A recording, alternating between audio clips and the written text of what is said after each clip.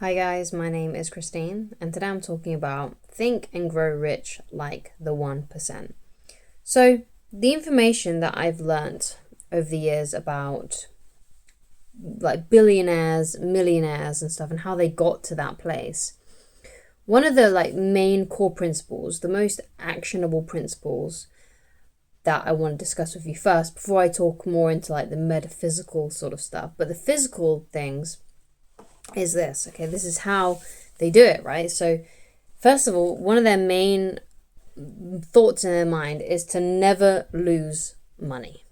Okay, so what this means is that they pay themselves first. So whenever they get a paycheck, whether they're working at a really low down entry level job, and before they become the 1%, they never lose money. They find a way to keep some of that money. So basically they live within their means, well within their means, and they save a lot of money. Now, the next part of that is that they use that money that they save to work for them. So they invest it into a product, like a product that maybe that they're trying to make themselves, or they invest it into the stock market and they make the money work for them that way by, the stocks rising.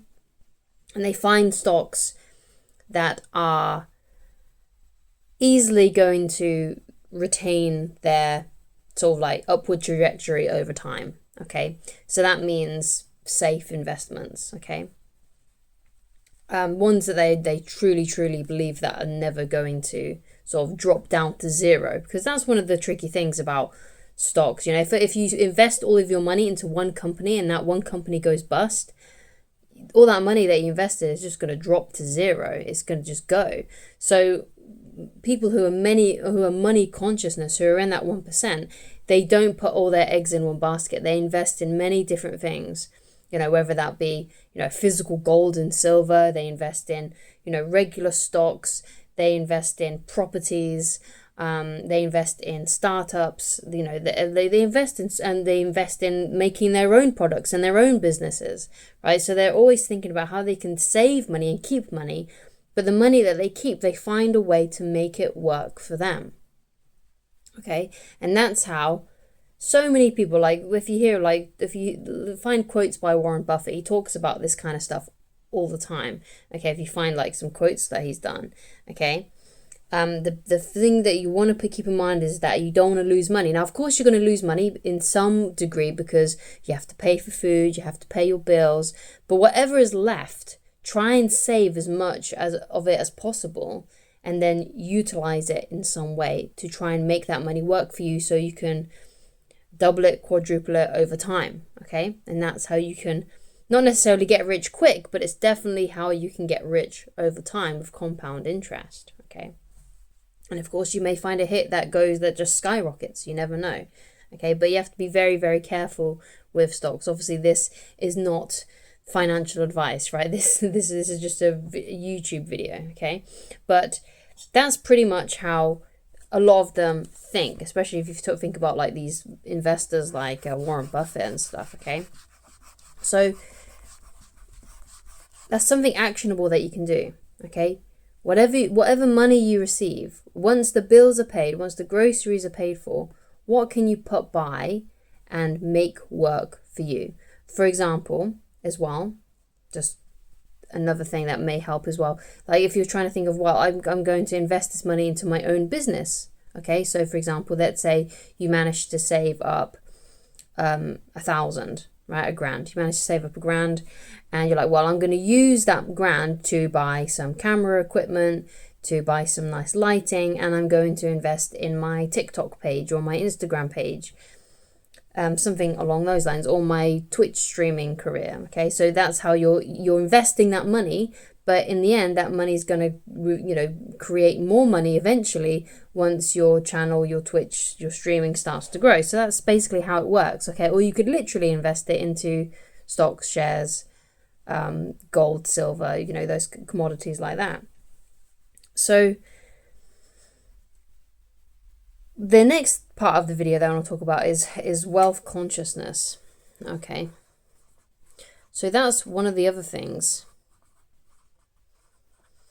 that people who are in the 1% think they have a wealth consciousness. So what does this mean? It means money is pretty much always on their mind, and in a positive way. They're not always like worried and concerned about money. They're always thinking in the positive, like, how can I make more money? So for example, if something comes up and there's something that they really want and they're like, I would really like that, but I don't have enough money to get it.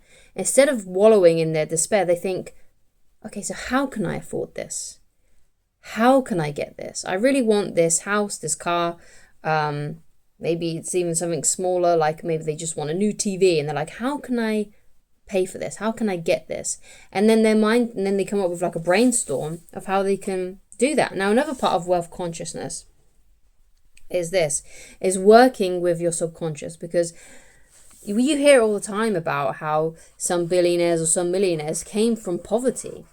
And you would think, oh, if someone's in poverty, then they've got all these programs that they've been surrounded by, these programs that have, that make them feel poor because they've been around that for so long. So, for example, they've probably had parents that complain about money, not having enough of it.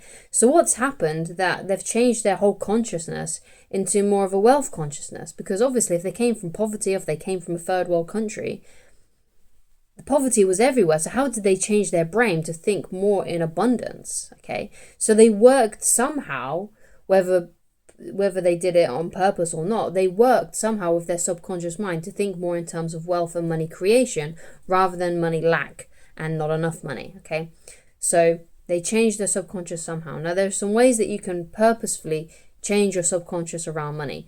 And this is one of the things that Neville Goddard talks about in his book, The Feeling is the Secret. And even Napoleon Hill talks about this as well, like using auto-suggestion, okay? So the way that Neville Goddard talks about it is this, okay? So he says, like, one of the ways that you can start to reprogram your subconscious brain so it starts to think and believe that the wishes that you have inside of yourself have been fulfilled is you use sleep and you use prayer. Now, sleep is basically those last few minutes before you drop off to sleep. If you can kind of recall right now, how it feels when you're drifting off to sleep. Your body is asleep and your mind is wide awake, right? And it's still sort of awake, right? And it's in those moments you kind of enter into this theta state, okay? And basically what that means is that your brainwaves are now a lot slower, and because you're more open, and now because your brainwaves are slower, you're much more open to suggestion. So this is what Napoleon Hill talks about in his book Think and Grow Rich. You auto-suggest, you say to yourself, I am going to be rich, I can make enough money, I can, start saying your affirmations about wealth, okay, when you're in those last few minutes before you drop off to sleep, okay, and you start thinking about how you can create more money, what you can do, saying affirmations about money, talking about abundance in the way, having big dreams, basically, dreaming big dreams, daring to dream how it would feel, how it would be to be in that existence where you have a lot more money, okay. So another way that Neville Goddard talks about this as well, and how you can reprogram the subconscious mind for wealth or for anything, is when you're in prayer. Now, the way that Neville Goddard describes it in his book doesn't really have a religious connotation to it. It's more to do with meditation, okay? So he tells the people, in the book he instructs that you lay down on a bed, get nice and comfortable, and, relax your mind, basically relax your body, and then you start to imagine the wish fulfilled. Or you start to say your wealth affirmations, or you start to think about how it would be like, what it would be like to be wealthy and to have lots and lots of money. And basically that's another way to enter into the subconscious mind through meditation, okay?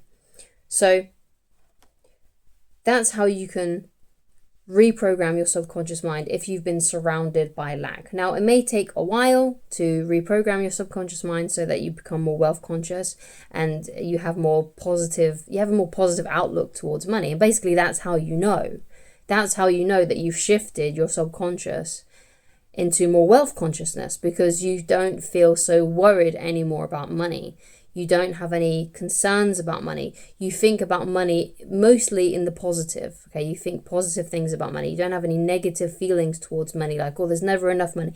So your thoughts are more positive about money than they are negative about money, okay?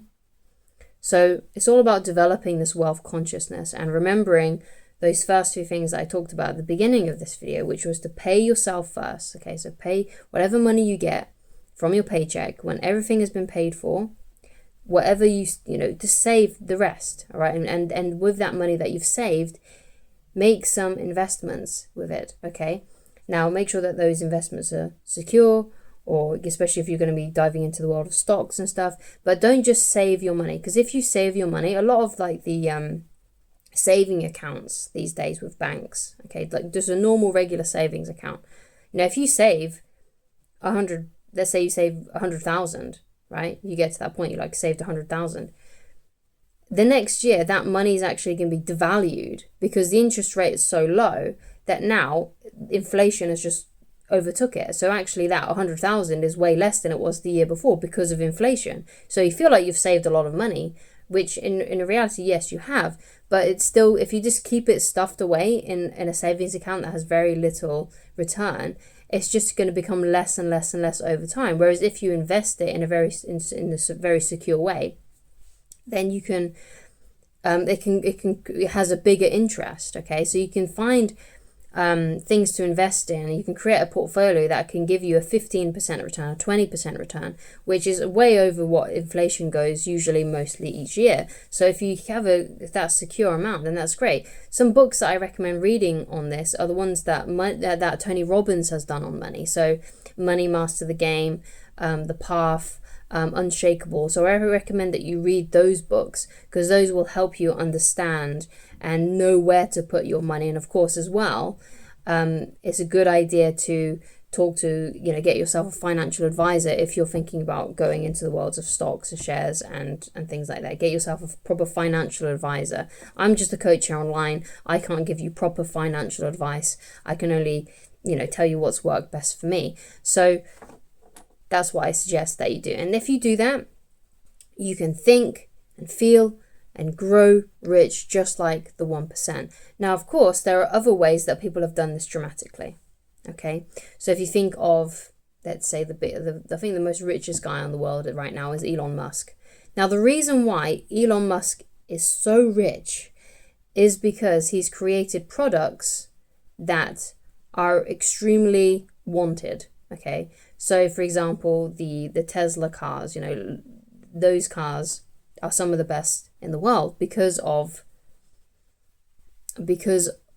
how much they were desired and wanted. So they're great electric cars, and also they're just interesting cars. A lot of people like them. If you see a Tesla down the street, you think, oh, that person's got a lot of money, that person's got a status, that person's got wealth, so there sort of has those kinds of things sort of joined with it. And also he made PayPal a while ago, and people needed that and wanted that, and he's now at the moment his main mission, I think, is to get us off planet Earth and to Mars. And as you can see, these are all things that that people wanted. People wanted these things, so he created stuff that people really, really wanted and desired.